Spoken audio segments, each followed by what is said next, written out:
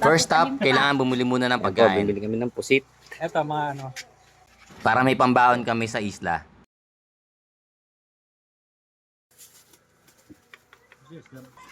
Tapos na kami makapamili ng pusit. Bago kami pumunta ng Cuevang Lagpas, nag-overnight muna kami sa may tabing Ilog Beach Resort kasi medyo mahaba din yung biyahe. From Manila to Pagbilao, aabutin din siya ng 4 to 5 hours.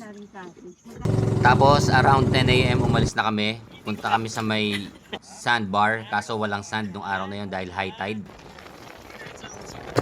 At dumiretso na nga kami papunta sa Cuevang Lagpas. Mga 15 minutes o 20 minutes, nandun na kayo from the sandbar. Ito na yung Cuevang Lagpas. Oh. Nakakain damit to. Ganda.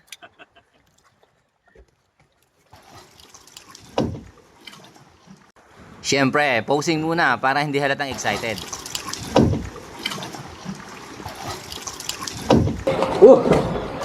Mami, sarap po. Ang ganda. Ganda dito.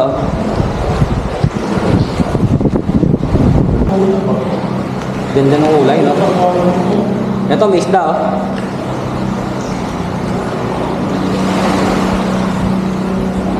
Ganda, ang linaw ng tubig, oh. Oh. Dito. Isa lang talaga masasabi ko, napakalinaw ng tubig. Walang halong filter yan, walang halong edit. Hindi, sayang eh. Ganda eh, oh.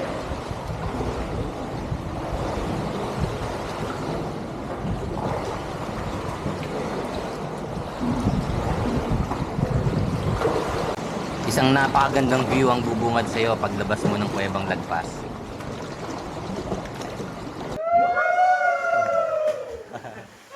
Thank you. At di lang pala kami din yung dadayo dito sa may Cuevang Lagpas. Eventually, dumami na din sila. Kaya wala na akong makitang dahilan para hindi nyo dayuhin tong lugar na to sa Pagbilao, Quezon.